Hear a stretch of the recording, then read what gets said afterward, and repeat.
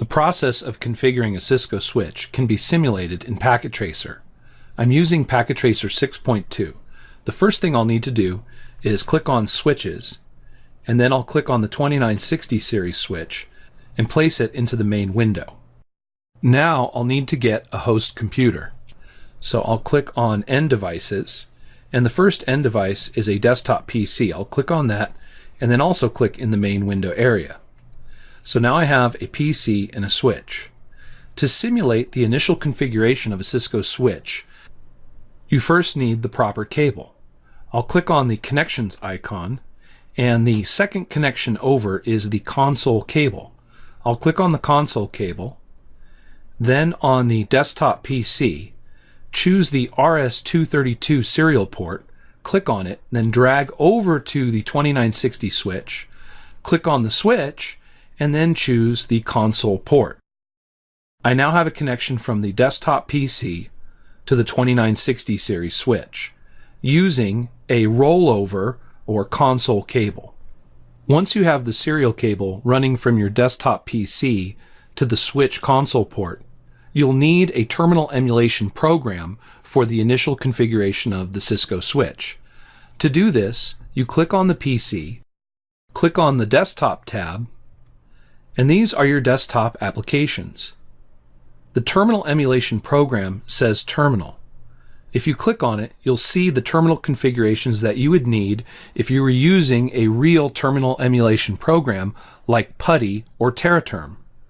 You can see the bits per second, data bits parity, stop bits, and flow control have already been configured for you. All you need to do is click OK. Now I have a terminal connection to the switch. I'll press Enter to get started, and you can see that I have the switch command prompt available to me. This is how you will need to console into the switches and routers in Packet Tracer skills activities and Packet Tracer exams. For a quick alternative way of reaching a command line interface, you can click directly on the switches and routers, go to the CLI tab, and you can see that it also brings up a command line interface. Furthermore, you can increase the size of the font by going to Options, Preferences, Font, and changing the size of the CLI font. You can see that I've changed mine to 16 to make it easier to read for the video.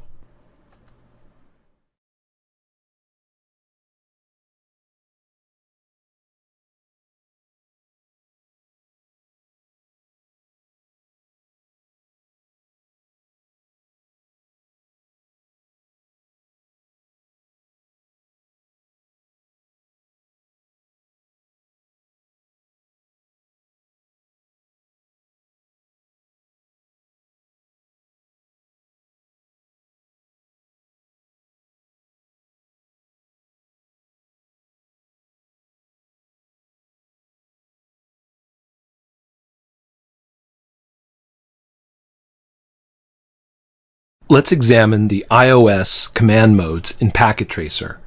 I'm using Packet Tracer 6.2, and I have a desktop PC with a console connection to a 2960 series switch. I'll click on the desktop PC, click on the terminal emulation program, and click OK, and you can see that I'm presented with a console command line interface.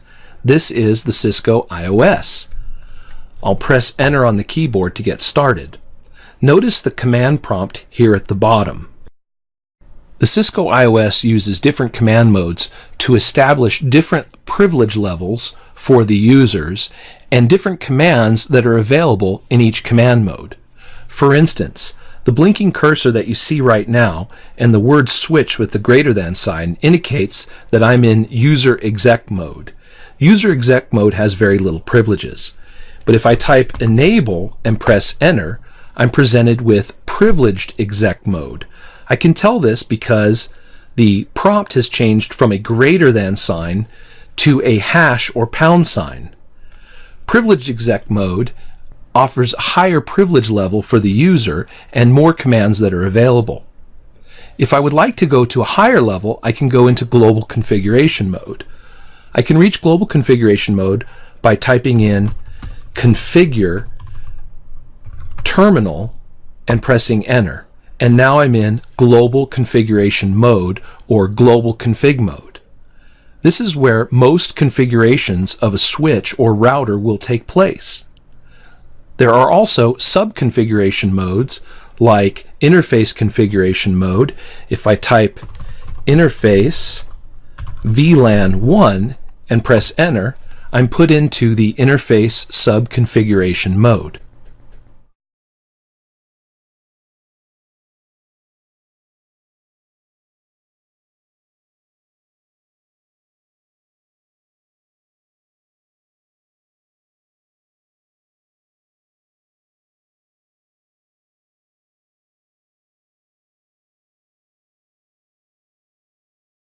Navigating between the different iOS command modes. In this video, I'll look at the commands that are used to move between the different iOS command modes. We'll look at the enable command, the disable command, configure terminal, exit, end, Control Z on your keyboard, plus some sub mode or sub configuration mode commands to enter the different sub modes. Let's take a look at how this works. I already have a console connection to a 2960 series switch. I'll press enter on the keyboard, and now I move to user exec mode. Notice the command prompt. To get to privileged exec mode, I type enable. To return to user exec mode, I type disable. I'll return back to privileged exec mode. Now, to get to global configuration mode, I type configure terminal, and now I'm in global configuration mode. I can type exit to return to privileged exec mode. If I type exit again, I leave the console altogether. So I'm in privileged exec mode. I type exit, and you can see I've left my console connection. To re-enter the switch and get a command line interface, I have to press enter on the keyboard, and I'm brought back to the console connection with the switch.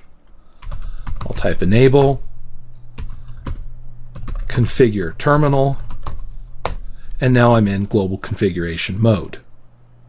Let's enter one of the sub-configuration modes. I'll type line console 0 to get to the management interface for the console port. Now that I'm in a sub-configuration mode, if I type exit, I return to global config mode, like this. I'm back in global config mode. This time I'll type line VTY 0 to 15 for my virtual terminal management interfaces.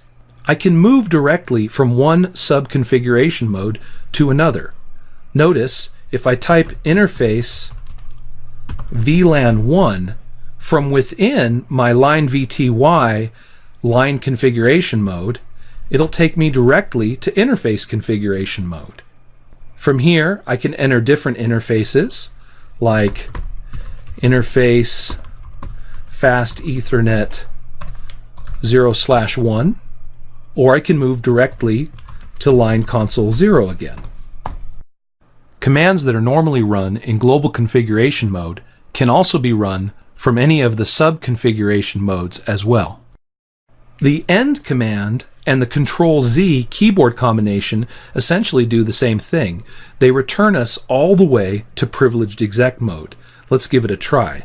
I'll type end, and you can see that I'm moved all the way to privileged exec mode. I'll move all the way back to global configuration mode, into line console 0 again, and this time I'll use my keyboard, hold down the control key and press Z for Control Z, and you can see that I'm brought all the way back to privileged exec mode.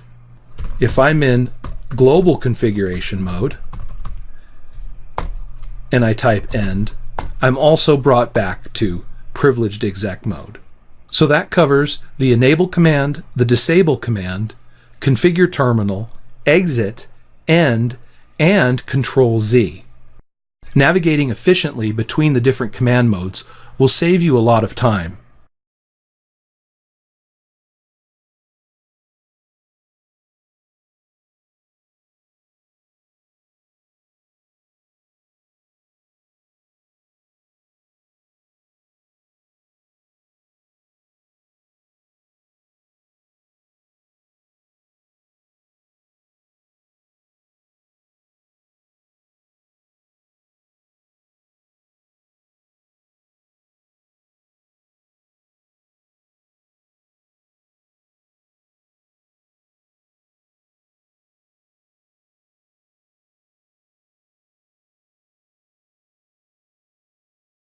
The Cisco iOS help command is accessed by using the question mark. The help command is context sensitive, so it matters how and where you use the question mark. For instance, let's say I want a list of all the commands that are available to me in user exec mode. I simply type a question mark and I'm returned the commands that are available in user exec mode. If I type enable and enter privileged exec mode and put in a question mark, I'm given the commands that are available to me in privileged exec mode. I'll press the space bar to get the next page of output. An even different set of commands is available to the user in global configuration mode. Notice I'll go to global config mode, put in a question mark, and I'm given a completely different set of commands that are available in this particular command mode. There are other uses for the help command as well. Let's say that I don't want a listing of all of the commands that are available, and I just want help finishing one particular command. For instance, let's say I'm putting in the command interface, but I've forgotten what the complete command name is. I've typed in, and I need help finishing the command. I can put in part of a command, and then put in a question mark, and it'll help me finish the command. Notice that I put in and then a question mark, and the help command has returned that the command that I'm looking for is interface. I can use the help command in another context as well. So now that I know that the command is interface, let's say I'm not sure what the next command parameter or argument is that goes with the interface command. In this case, I'll put a space and then a question mark, and it'll tell me the next parameter or argument that is required by the interface command. Now I know that the next part of the command is either the name of the interface like Ethernet, Fast Ethernet, Gigabit Ethernet, or maybe it's VLAN or range. Related to the help command is the command syntax checker. The command syntax checker will let me know when I have a problem with the command that I've put in. For instance, we can see here that the next part of this command would be one of these arguments here. Let's say I make a mistake and I type in the number 33 instead of VLAN or range and hit enter. Notice that the command syntax checker has informed me that beginning at the number 3, I've made an invalid input. This is extremely useful because it helps me to isolate where the problem is with the particular command that I've entered. This can work in different contexts as well. For instance, let's say that I've put in just the letter I instead of interface and I hit enter. The command syntax checker informs me that the letter I is an ambiguous command. The reason being is that if I type in I and a question mark, there's actually two commands that begin with the letter I in global configuration mode, the command interface and the command IP. The third example of the command syntax checker is when I type in interface and hit enter, and the command syntax checker has informed me that the command is incomplete. To solve this, I put in interface again, a space and a question mark, and I'm given the next set of options that I need to finish this command. You can see how the help command is very useful in learning the different commands that are available to you, as well as the correct context and use of the different commands.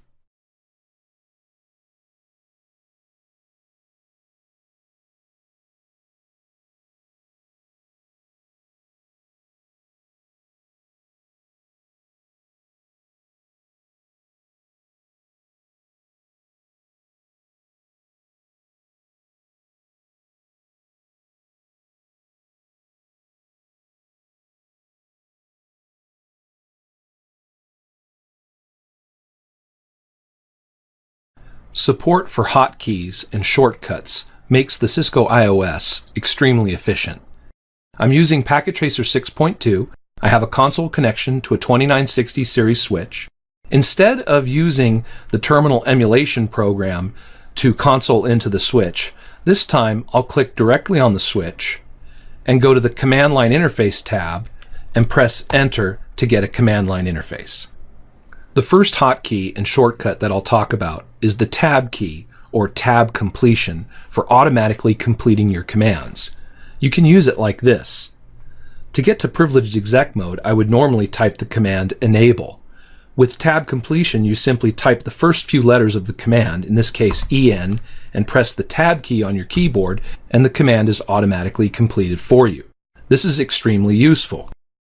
Now, this will only work if the first few letters are the prefix for only a single command. For instance, if I want to put in the command configure for configure terminal, and I type CON and press tab, you'll see that it doesn't work. The command isn't completed.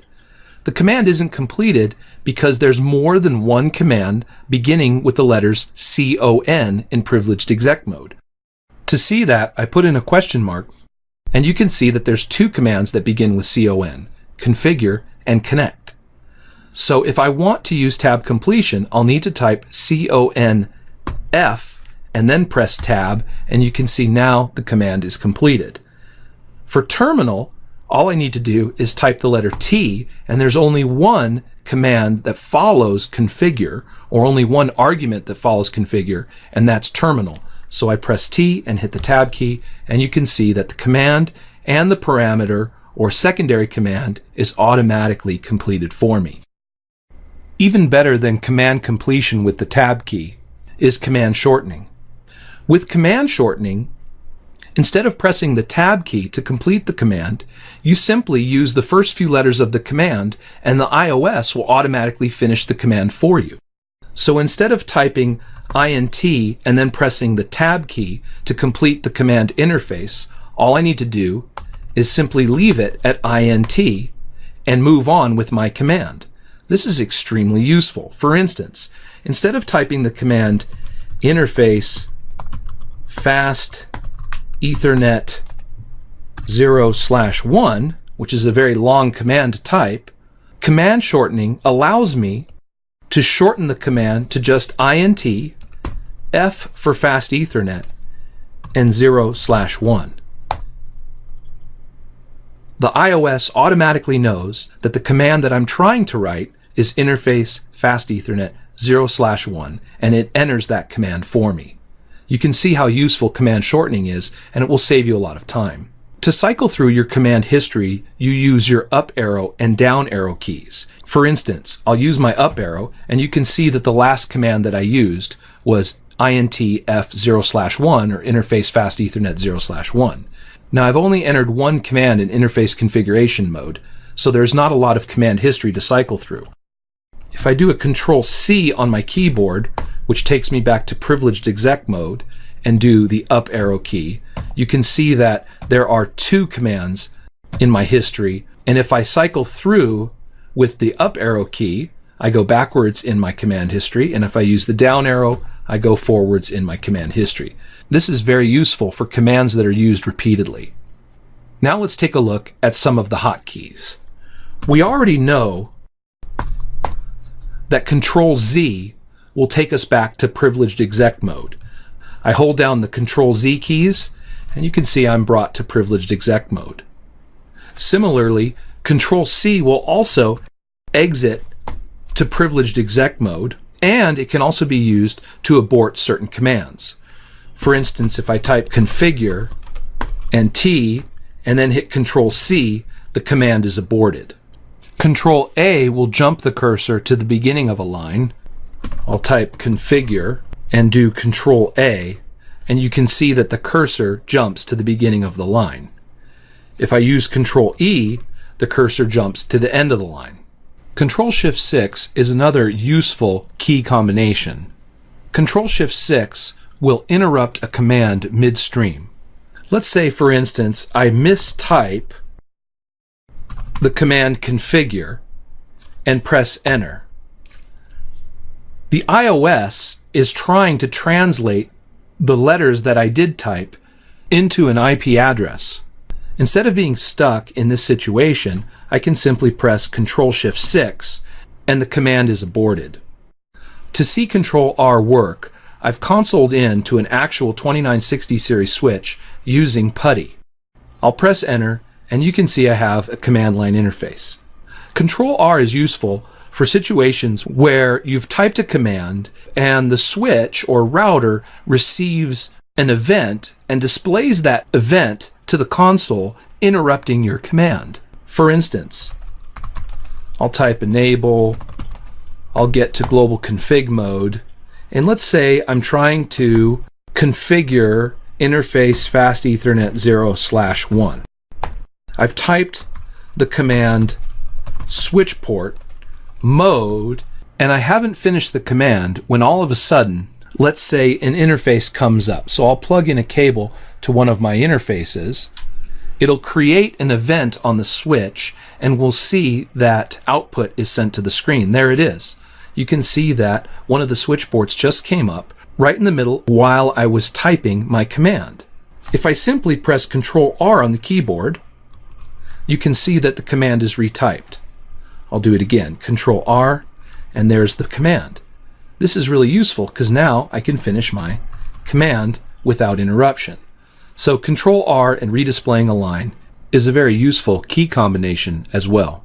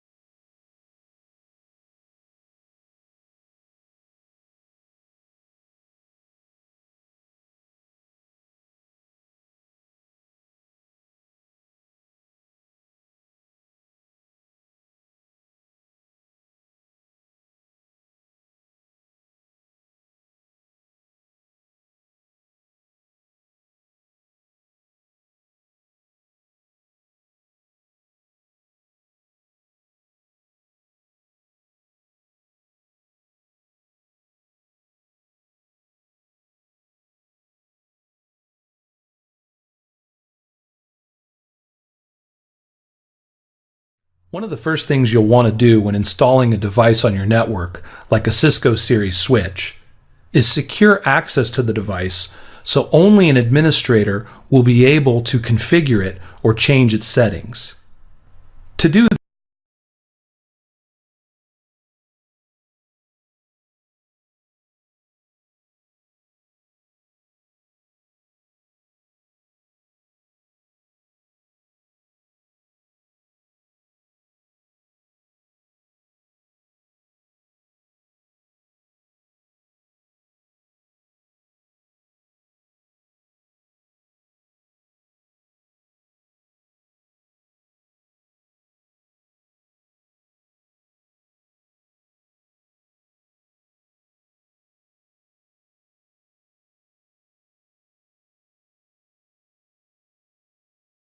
After you've begun some initial configurations on your switch, you'll want to know how to save your configuration.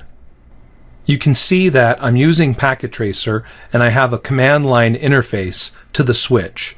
Notice the banner message and that I'm being prompted for a password. I'll put in the password Cisco, type enable, password class to get to privileged exec mode. I'll type in configure terminal to get to global config mode, and I'll set the host name of the switch to S1. To save the configuration on the switch, I'll go back to privileged exec mode by typing exit and pressing enter. And then from privileged exec mode, I put in the command copy running-config startup-config. This command means copy the running configuration to the startup configuration file. The running configuration is the currently working configuration that's running in RAM memory. The startup configuration file is stored in NVRAM memory. The difference is that RAM is volatile and NVRAM is non-volatile, so if you copy the configuration to NVRAM, it will be available when the switch is restarted or reloaded. So I'll press enter, and you can see that I'm prompted for the destination file name. The default name is startup-config, and you can see it between the brackets. I'll press enter to accept the name within the brackets. My configuration is now saved. I can verify the location of my saved configuration file by putting in the command dir for directory. I'll put a space and a question mark, and you can see that there's two different types of storage that I have access to: flash memory and NVRAM. Both of these are non-volatile. The flash memory holds the iOS operating system, and the NVRAM holds the configuration file. I'll put in NVRAM and a colon and press enter, and you can see there's the startup-config file. Now if I was to reload the switch or incur a power failure, my configurations will remain. I'll press the arrow keys on my keyboard and do an up arrow to go back to the command copy running-config startup-config. There's an easier way of typing this command with command shortening. Instead of having to type out running-config and startup-config, I can simply type copy run start, and command shortening will finish the command for me. If I reload the switch, I'll put in the reload command, proceed with reload, I'll press enter to confirm. We'll see that after the switch reloads that the host name will remain S1, and we should see the same banner message. You can see there's the banner message. I'm prompted for a password. This indicates that the configuration was saved, and the host name or device name shows up on the command prompt, also indicating that the configuration was successfully saved and reloaded upon startup.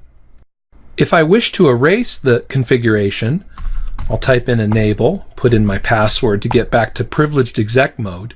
I can put in the command erase sta, I'll press the tab key to finish the command, and the full command is erase startup-config.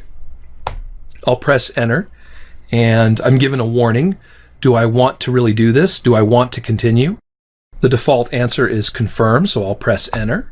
You can see the message output to the screen indicating that the NVRAM has been altered, or in this case, erased. I can now reload the switch, and this time, upon reload, it should take us directly to the switch command prompt without any authentication required or banner message. I'll press enter, and you can see that I'm brought directly to the switch command prompt.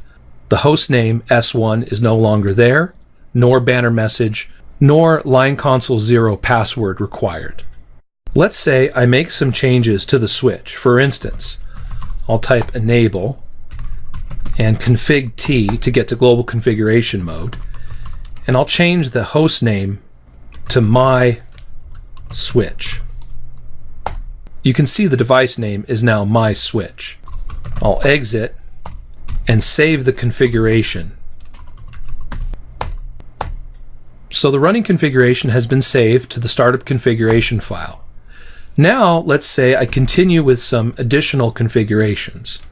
I get to global config mode and I set a line console 0 password to Cisco.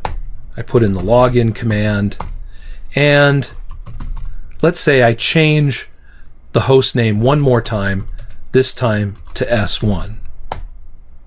Now I've made these changes. Now the current state of the switch is that it's running the latest configurations in running configuration. That means the latest configurations are running in RAM memory. Let's say I'm no longer happy with the configurations I've just added to the switch, and I want to go back to the last saved state. The last saved state is where the device name was named my switch. I've changed it now to S1, but I haven't saved the configuration.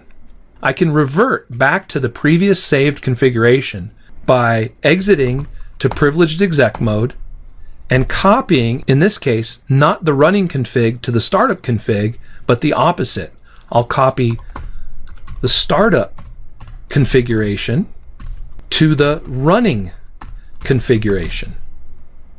This will load the startup configuration file into RAM and make it the new running configuration. I'll press enter and I'll accept the default, and you can see that the switch has changed names back to my switch.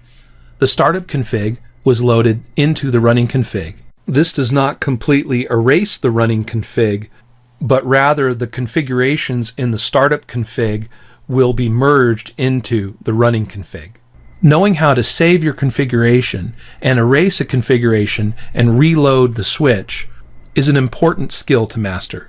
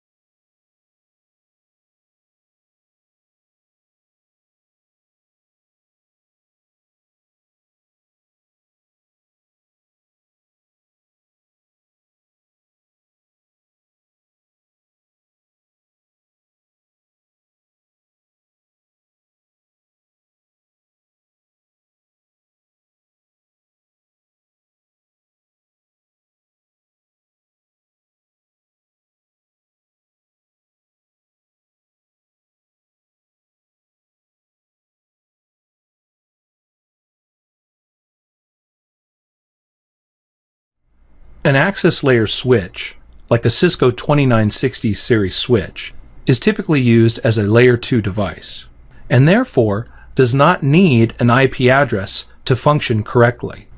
The only reason for assigning an IP address to a switch is to be able to remotely manage it over the network. In other words, right now I can manage or configure the switch using a console cable and a terminal emulation program. But what if I want to configure the switch from another building or room on the network? In this case, the switch will need an IP address, and I'll use a protocol like SSH to establish a remote terminal connection. To assign an IP address to a switch, you assign it to a switched virtual interface, not to an individual switch port. In other words, the IP address will be assigned to a virtual LAN interface, in this case interface VLAN 1, which is the default VLAN interface on the switch. To do this, I'll go into the desktop PC, click on the terminal emulation program, click OK. You can see I have a console command line interface. I'll type enable to get to privileged exec mode, configure terminal to get to global config mode, and now I need to go into interface VLAN 1, which is the default switched virtual interface. I'll type in interface VLAN 1, and you can see I'm now in interface subconfiguration mode. I can now assign an IP address to the switch. I'll assign IP address 192.168.1.10 with a subnet mask of 255.255.255.0. Interface VLAN 1 is shut down by default. To activate the interface, I'll need to put in the no shutdown command. You can see the interface has now changed state to up. We can verify it in the running configuration. I'll do a Control-C to get back to privileged exec mode, type show run, and page down to the bottom of the configuration where you can see interface VLAN 1 and the IP address. I'll also examine some summary information about the interface by typing in the command show IP interface brief. Once again, I'll page down by pressing the spacebar, and you can see that the VLAN 1 interface 192.168.1.10 is physically up and logically down. It's physically up because we enabled it with the no shutdown command. It's logically down because none of the fast Ethernet switch ports that are assigned to VLAN 1 have come up yet, or are active or plugged in to any devices. If I minimize this window and take a look at the switch, only a console connection to the console port is running from the PC to the switch. Let's get an Ethernet cable and see if we can bring up one of these switch ports. I'll grab a straight through Ethernet cable and run it from the PC by clicking and dragging, and then I'll click on the switch and attach it to Fast Ethernet 0/1. Notice the Ethernet port on the desktop PC has gone green and is up, and the switch port Fast Ethernet 0/1 is in the process of coming up. I can fast forward time to speed up the process. I'll go back into the desktop PC and issue the command again. Up arrow, show IP interface brief, page down, and you can see that interface VLAN 1 is physically up, enabled, and now logically up because a switch port in VLAN 1 is now active. By default, all switch ports on the switch are assigned to VLAN 1. So interface VLAN 1, which is a virtual interface, is reachable by all of the switch ports that are up. To verify that I can communicate from the PC to the switch, I'll close the terminal window, open the IP configuration window, and assign an IP address to the PC. I'll assign an IP address and a subnet mask, close the window, open up a command prompt, and attempt to ping the switch.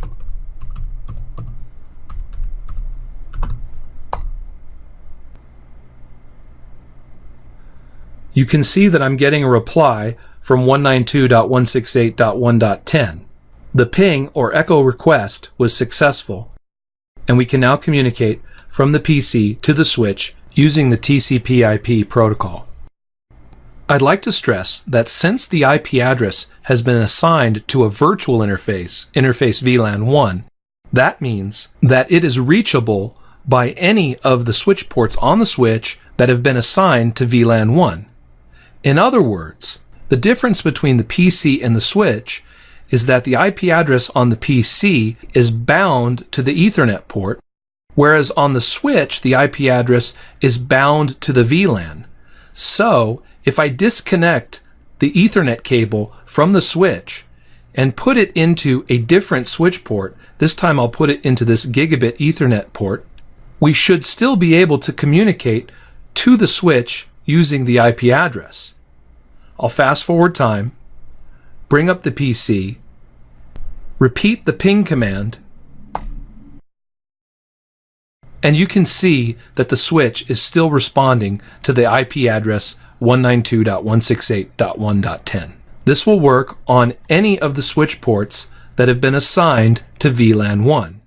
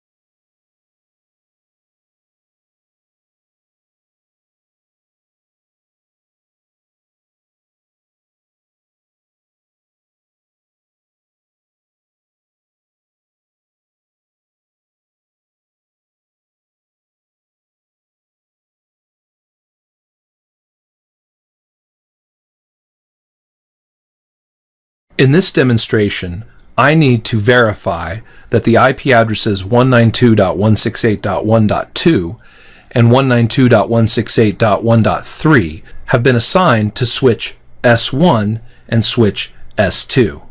These IP addresses should be assigned to the default switched virtual interface VLAN 1 on both switches.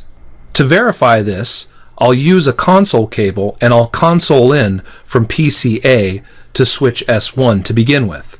I'll click on the console cable, click on PCA, attach it to the serial port, stretch the cable over to the switch, and attach it to the console port.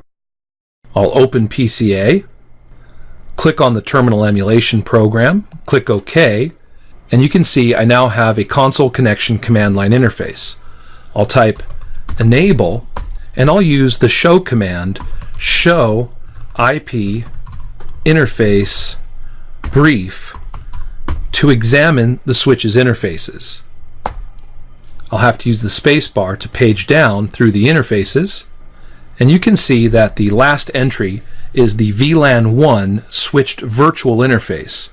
It's been assigned the IP address 192.168.1.2 as I expected, but if I look over at this column, I can see that the interface is administratively down. In other words, it's in a shutdown state.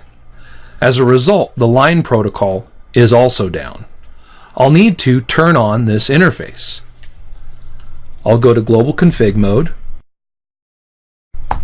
go into Interface VLAN 1, and type the command no shutdown.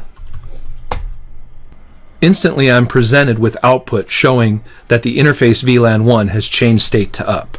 I'll press enter, Control C, and then up arrow to cycle through my history of commands, and then I'll reissue the show IP interface brief command. you can see that the interface VLAN 1 is now up, physically up, and the line protocol is also now up. To do the same thing on switch S2, I simply click on the console cable to detach it, stretch it over to switch S2, and I can put it in the console port.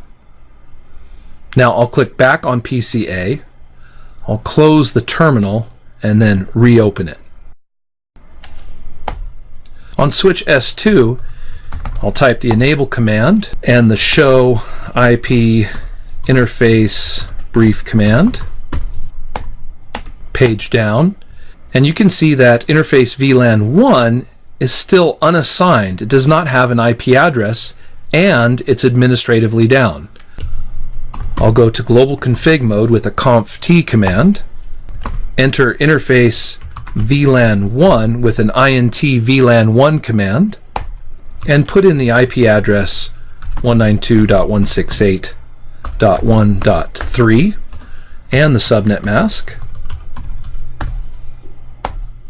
and finish it with a no shut, short for no shutdown command. The interface is now up. I can verify it with my show command again, and you can see that interface VLAN 1 now has the IP address, it's physically up, and the line protocol is up.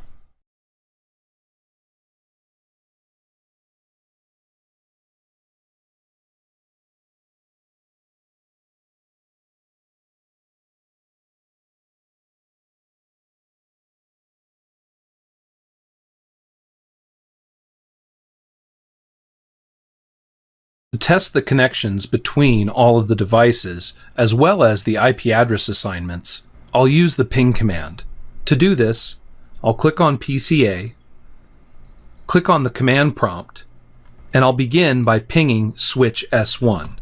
I'll type in ping 192.168.1.2 and see if I can get a reply. Alright, the first request timed out, but the last three requests, I received replies. If I reissue the command, you can see that I'm getting replies from switch S1. I'll also try to ping switch S2 at 192.168.1.3.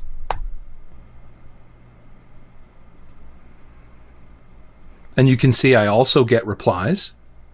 So I verified that I can ping from PCA to switch S1, from PCA to switch S2, and now I'll attempt to ping PCB at 192.168.1.11. I got echo replies from PCB indicating that I have end-to-end connectivity all the way from PCA to PCB. It's a good idea to test the connection from the other side by pinging from PCB to PCA to verify that the communication goes both ways.